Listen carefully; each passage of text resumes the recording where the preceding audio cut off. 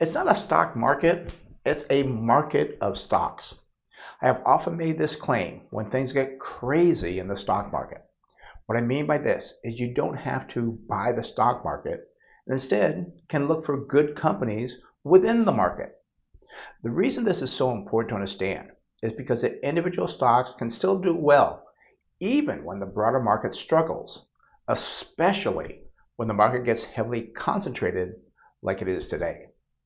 I often reference the tech boom and bust as an example investors should study, and in times like this, I believe is even more applicable.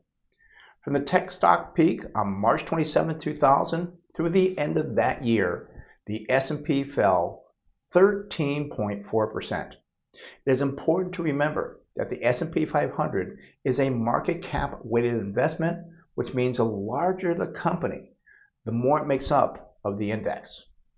If we instead look at the equal weighted S&P 500, where every company has essentially the same weighting, well, that actually gained 10.7% from March 27th through the end of 2000. Looking at specific sectors during that period, utilities, healthcare, and consumer staples are actually up about 40 to 45%, while tech fell 51.8%.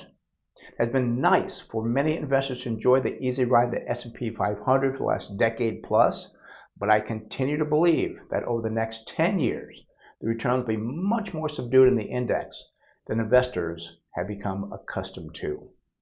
I'm Brent Wilsey with Wilsey Asset Management. If you like these videos, well, be sure to give it a like or comment, and feel free to check out our other YouTube videos and weekly newsletter for the latest economic news, expert analysis, and market insights.